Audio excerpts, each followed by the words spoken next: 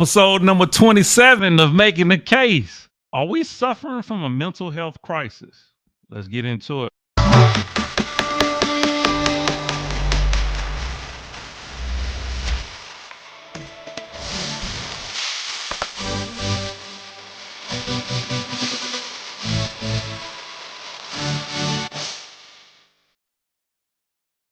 Hey, what's going on, YouTube?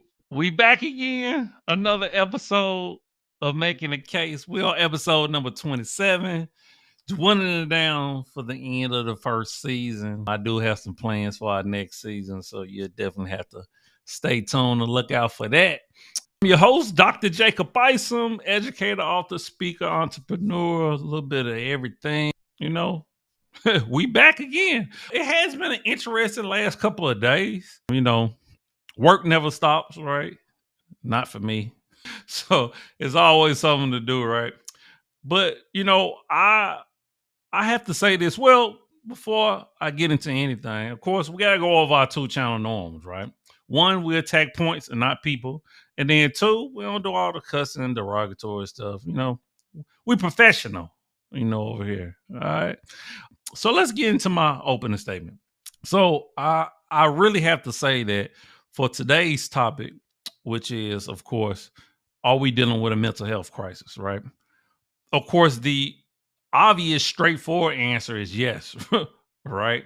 And I believe most people would actually agree with that. But I have to say that I just recently came up with this topic, even though I've been thinking about the issues we've been having mental health wise for a very long time. But typically, I have a very long topic list, and typically, I just put every new topic idea at the bottom, but I moved this straight to the top because I really feel like this is a topic, an issue that we need to address. It's so pertinent, it's so critical that we focus on mental health as a whole, passing legislation and everything. That's what I'm talking about, right? And I'm not just talking about personal mental health.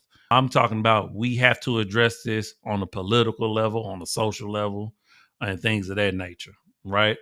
Because clearly, cause I know a lot of times we'll have a conversation about guns, but we often typically leave out that, guns don't kill people. People kill people, you know?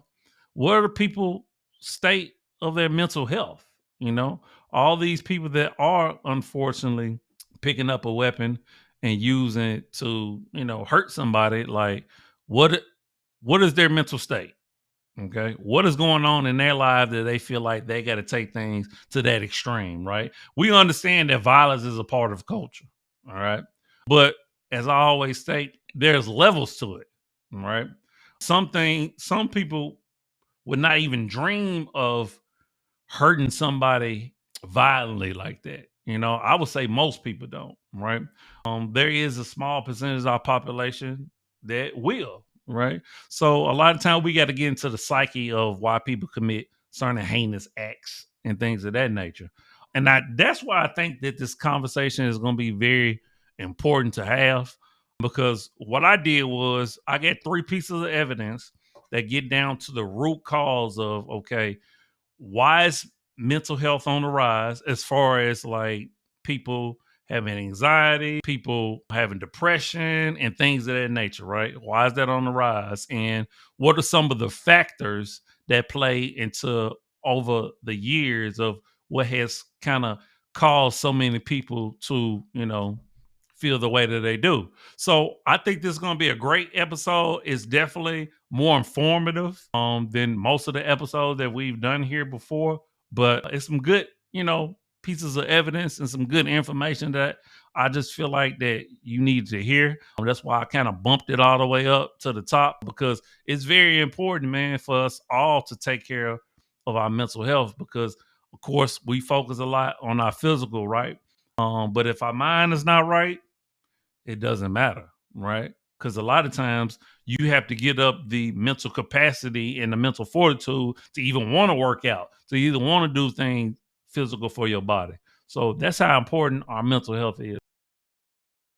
Three great pieces of evidence that I want to show you that the mental health issues is on the rise, and we can call it a crisis, epidemic, or what have you, right?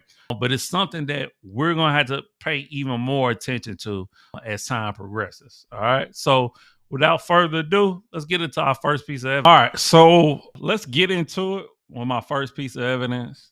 We're going straight to addressing the fact that mental illness is on the rise in the United States of America. So, my first piece of evidence is from USA Facts, and it's titled Where Mental Illness is Increasing in the US.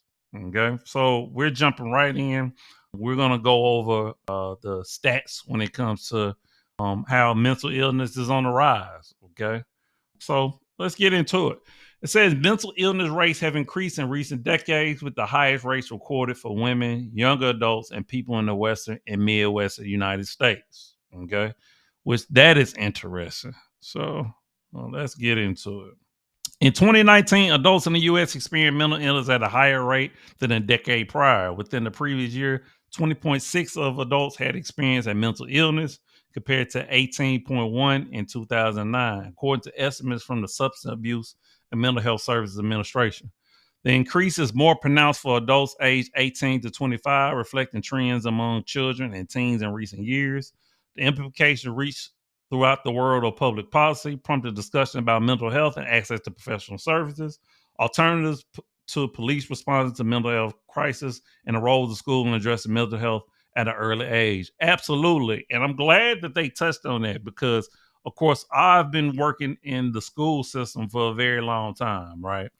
I see the issues that young people have with conflict resolution, the trauma that they're unfortunately experiencing in their life. We need mental health services more so in the school buildings. We need teachers to be trained in conflict resolution and things of that nature, because we often joke a lot of time how teachers are counselors and therapists and psychologists and things of that nature. But it's time to stop actually joking about it and become serious about actually providing teachers training on how to deal with, children that's going through trauma, right? So when it comes to, it says for adults 18 to 25, like, it's interesting that age range, because those are young people, right? Young people that are experiencing a lot of mental health issues, and you would think, well, they're young, like they ain't really been through anything. But the unfortunate part is their environment and the things that they're going through, they really don't know how to handle it in an appropriate way. That's where drug use and things of that nature, self-harming, comes into play. So we really have to start addressing this in the school system. And I know we want to focus on testing and things of that nature, but we can't afford to ignore the blatant issue that mental health plays. It's hard to teach a child that is totally tuned out to your lesson, to your content, when they dealing with something else. It's not that we want teachers and people in the building to help fix problems, but to help, we need coping skills, right? So I'm glad they actually brought that up as a point. Sorry, I didn't mean to go on a long tangent, but here we go. Nearly 23% of adults had a mental illness in 2021. Percentage of adults who had mental illness in the past year, 2008-21. So it's definitely on the rise, right? You see, from 2008 now up to 2020. So we see a steady increase. How do public health officials define mental illness? According to the National Institute of Mental Health, mental illness is any mental, behavioral, or emotional disorder. Mental illness can affect an individual's thinking, mood, and behavior, and range from causing mild effects to substantially interfering with daily life. Serious mental illness is a subset of mental illness that result in serious functional impairment and disability. Examples include bipolar disorder, major depressive disorder, and schizophrenia. And I think a lot of times when we think of a mental disorder, we think like to that extent, right? That's the degree. But I think most people are dealing with a more milder version, like depression, anxiety, things of that nature. So I think more people that rise it we're seeing, I think, is more of that nature. It may be bipolar and schizophrenia too, but I think it's more so of that nature than, of course, the major. things. How many people in the U.S. have a mental illness? Mental illness is a common health condition affecting more than 1 in 5 adults in the U.S. in 2021, according to the Substance Abuse and Mental Services Administration. More than 1 in 5 teens have had a seriously debilitating mental illness at some point in their lives, and more than 1 in 20 adults lives or lives with a serious mental illness. SAE reports that suicide is the leading cause of death in the U.S., twice as common as homicide, and the second most common cause of death for Americans between 10 and 24. That is alarming. That is very alarming. Americans between 10 and 24 deleting themselves? Now, do you understand why I'm calling this a crisis? Like, that's huge, man. Why are our young kids getting to this point where they no longer want to be here? Like, we have to really start addressing this, man. It's scary. Mental illness by age over time. Mental illness rates have increased in recent decades, according to the data. In 2009, about 18.1% of U.S. adults were estimated to have a mental illness within the previous year. In 2019, they had risen to 20.6.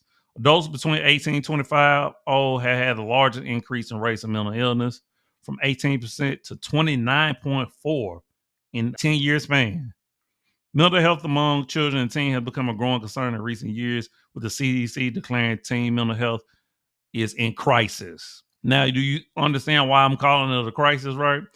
And by the way, I did not read all of this before I showed this to you, but I definitely see, like I said, I work with children on a daily basis, man. I see it every day. There's an issue that we're going to have to start addressing. Like, as parents, as society, this issue is definitely going to take a village. Absolutely. So we can see that chart right there on being on the rise based off age. Kind of steady when it comes to 50 and older. Serious mental illness by age group over time. 2021, 5% of adults experienced a serious mental illness within the past year. Rates of serious mental illness have increased most significantly in younger adults. So once again, we're seeing younger adults being afflicted by serious mental illness as well as mild mental illness.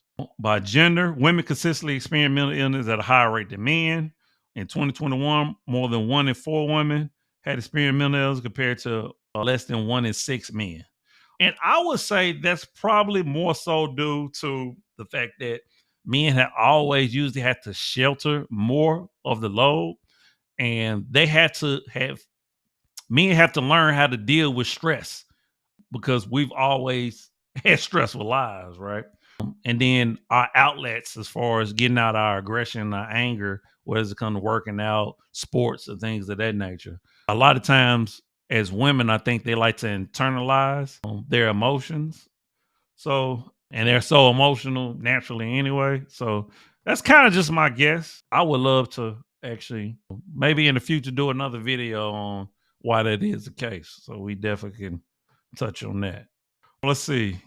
Mental illness by region. Mental illness are more common in the West and Midwest, where in 2021, about 24 and 23% of those estimated to have a mental illness within the past. That's interesting that the West and the Midwest are reported to have more mental illness.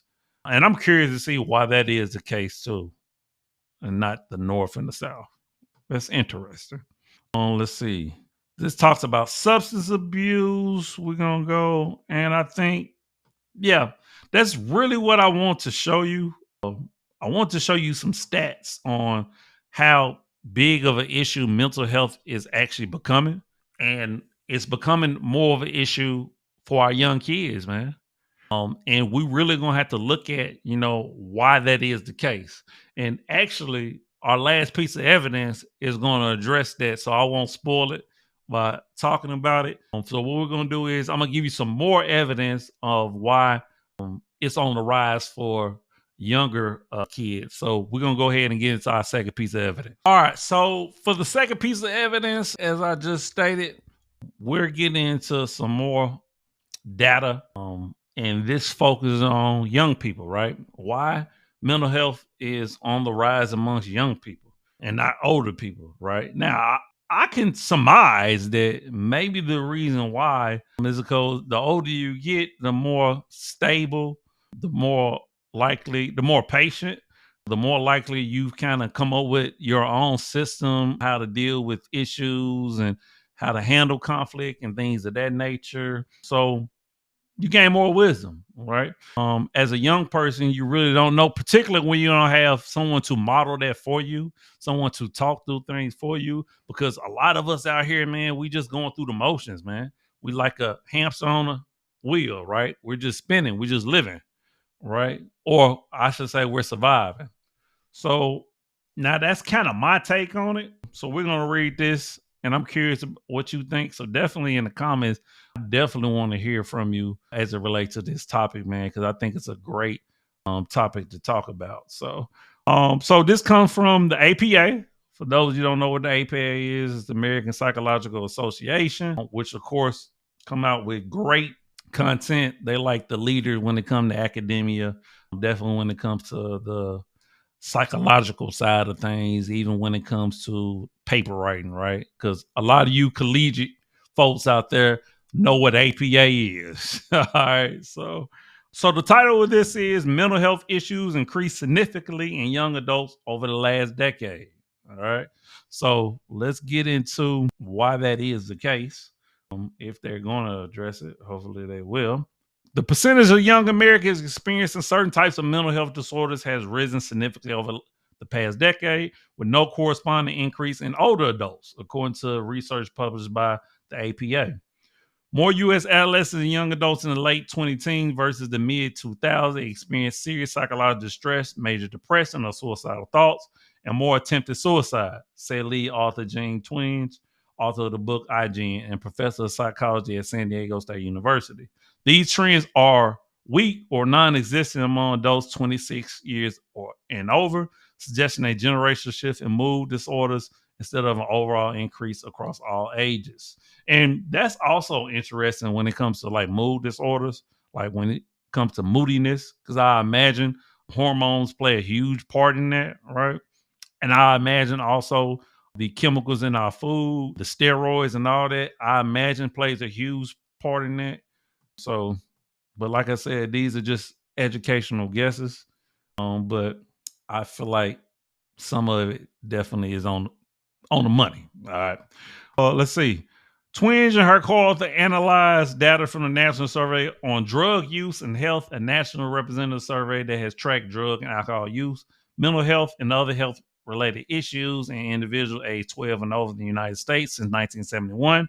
They looked at a survey response from more than 200,000 adolescents aged 12 to 17 from 2005 and 2017, and almost 400,000 adults aged 18 and over from 2008 to 2017. I love longitudinal surveys like this or studies like this because like the data that comes from it, you can really be like, okay, that's a large pool of participants and you look over a huge span of time. So it's definitely credible. I will say that. The rate of individual reporting symptoms consistent with major depression in the last 12 months increased 52% in adolescents from 2005 to 2017, and 63% of young adults aged 18 to 25 from 2009 to 2017. There was also a 71% increase in young adults experiencing serious psychological distress in the previous 30 days from 2008 to 2017. The rate of young adults with suicidal thoughts or other suicide-related outcome increased 47% during that same time span. So this article, as well as the last one that I showed you, are lining up when it comes to the amount of mental health issues that young people are dealing with. They're lining up. They're not really touching on why that is, but like I said, in our next piece of evidence, we're definitely going to touch on that. Okay. There was no significant increase. Sorry, went too far. Where we at? There was no significant increase in the percentage of older adults experiencing depression or psychological distress during corresponding time periods. The research even saw a slight decline in psychological distress in individuals over 65. Cultural trends in the last 10 years may have had a larger effect on mood disorder and suicide-related outcomes among younger generations compared with older generations, said Twenge, who believe that this trend may be partially due to increased use of electronic communication and digital media, which may have changed modes of social interaction enough to affect mood disorders. She also know the research shows that young people are not sleeping as much as they did in previous generations. We know that sleep definitely affects your mood, your eating habits, and all that, right? And there's a ton of studies out there about digital media, social media impacting the brain and things of that nature. So I'm glad they finally actually started to touch on, well, why this is like. So I don't think we're realizing the huge impact that social media is really playing in our lives and on our moods and on our mental health. Like that's something that we really got to start talking about on these podcasts when it comes to initiating bills and things of that nature. We're going to have to start talking about the use of social media. I mean, just no way around it. The increase in digital media use may have had a bigger impact on teens and young adults because older adults' social lives were more stable, might have changed less than teen social life had in the last 10 years, said Twin. Older adults might also be less likely to use digital media in a way that interfere with sleep. For example, they might be better at not staying up late on their phone, using them in the middle of the night. Absolutely. But I just mentioned this though, the fact that older adults, well, they're able to limit things. They're more disciplined and things of that nature. When you're younger, you kind of take things as it is. You're doing way more following when you're younger. So you're going to follow the social media trends, fashion trends, music trends, all that, right? So I think all these plays a factor into why young people mental health issues are on the rise. I think we're at the end of that. Oh, no, we almost. These results suggest a need for more research to understand how digital communication versus face-to-face social interaction influences mood disorders and suicide-related outcomes to develop specialized interventions for younger age groups, she said. Given that the increase in mental health issues was sharpest after 2011, Twins believe it's unlikely to be due to genetics or economic woes and more likely to be due to sudden cultural changes, such as shifts in how teens and young adults spend their time outside of work and school. If so, that may be good news, she said. So I definitely think it's social for sure. Young people can't change their genetics or economic situation of the country, but they can choose how they spend their leisure time. First and most important is to get enough sleep. Make sure your device use doesn't interfere with sleep. Don't keep phones or tablets in the bedroom at night and put the devices down within an hour of bedtime. Overall, make sure digital media use doesn't interfere with activity more beneficial to mental health, such as face-to-face social interaction, exercise, and sleep. And that's one thing that I don't think we actually talk about enough is the electronics, right? Because some people literally will be in their bed and talking about I can't sleep, but the first they want to do is either watch TV or have their phone in their hand, and they're not realizing like how that's keeping them up, right? Because their brain is constantly going, right? So I thought this was a great article because it was based, any article that's based off of a longitudinal study is A1, right? Of course, this comes from the APA, so you know it's a credible source. But like the correlation makes sense though, because who uses social media more? Who uses more online platform? Young people. And then they say the increase the fact that young people are not getting sleep. That makes sense as well. I've always said, like, to be honest with you, when I look at younger generations, they are socially awkward. like they don't know how to really socialize and talk with one another, which is why they use a lot of foul language.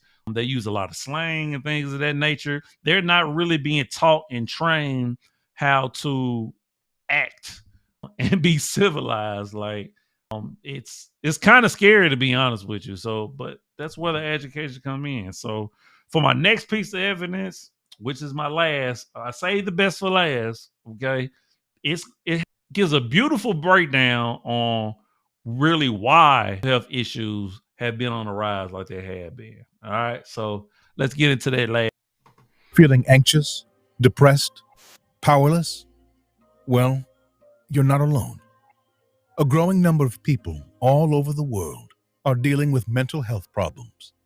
In fact, since 1990, mental disorders have increased globally by 48%.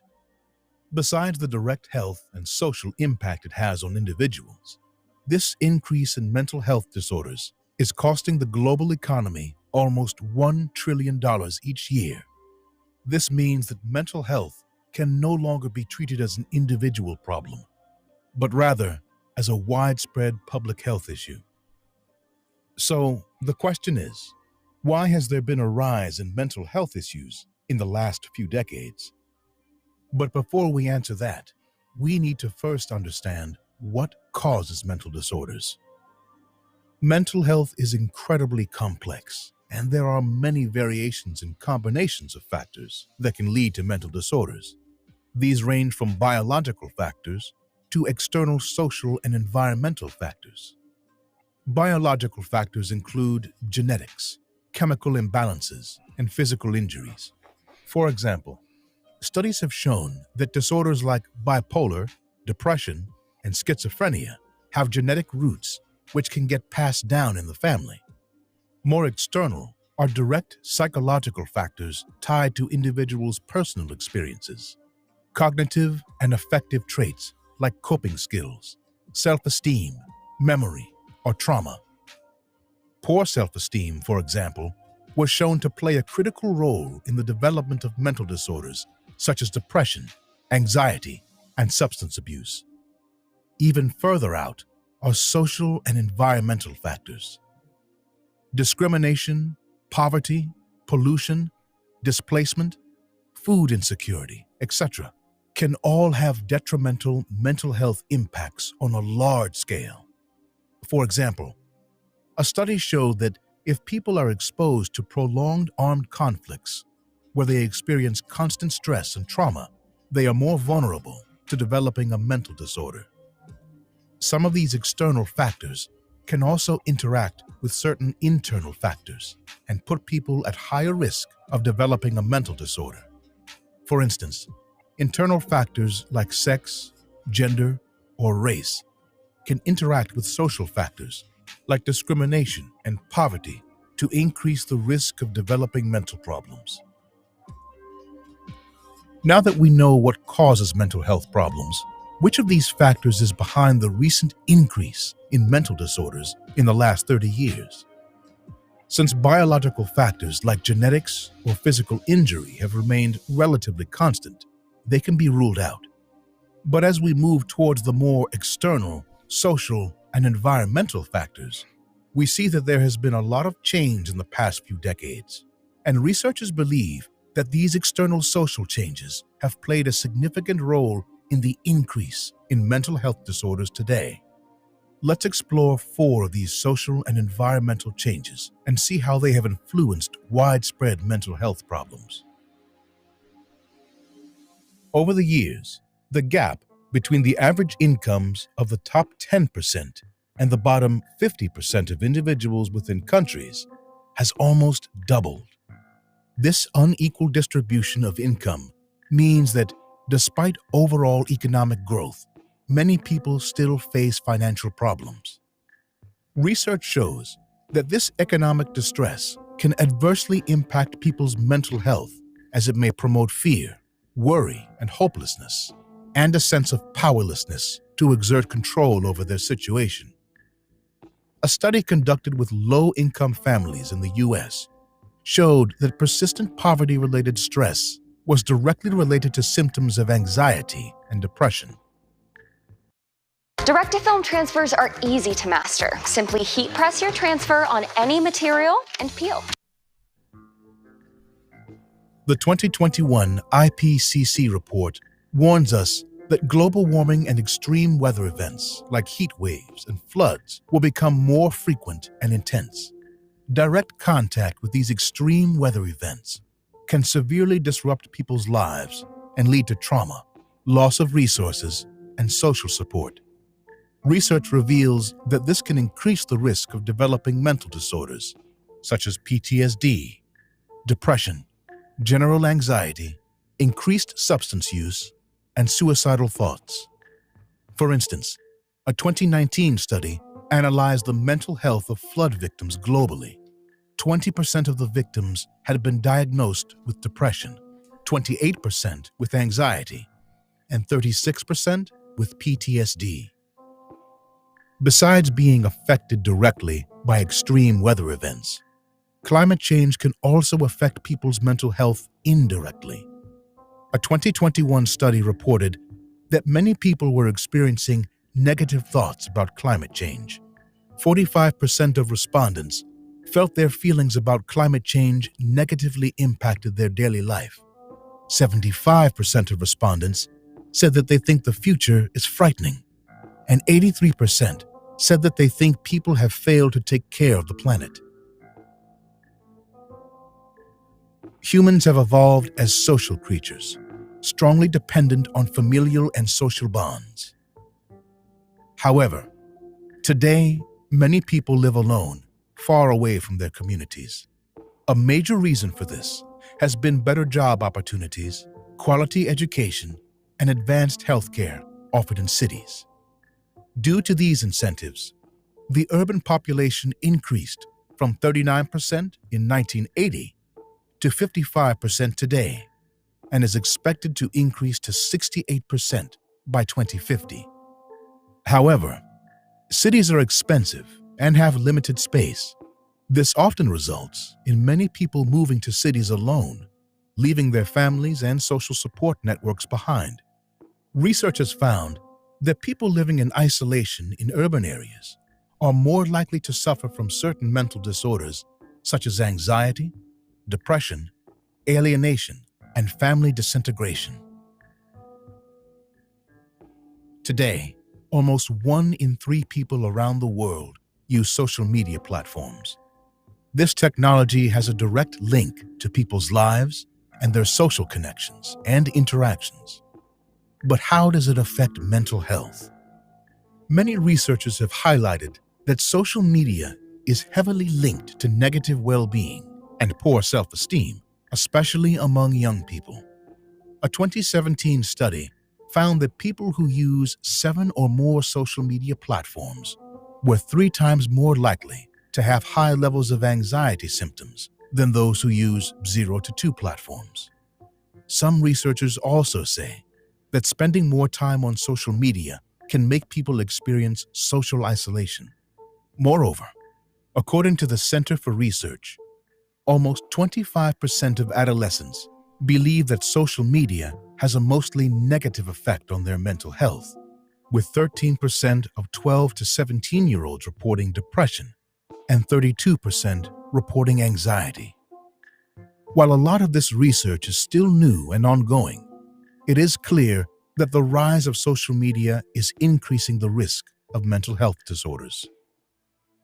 As we have seen, these large-scale social and environmental changes are creating mental health challenges. So, it's very plausible that the recent increase in global mental health problems is correlated to these large-scale social and environmental changes. If that is the case, solutions to this public health crisis, in addition to conventional treatment and prevention measures, need to address these social and environmental challenges as well. And since these factors will continue to intensify in the future, there is an urgent need for more research, policy, and awareness about this increasing mental health crisis and its impact on people and communities around the world. All right, so that was my third piece of evidence, and there you have it. I thought that was a beautiful video, in my estimation.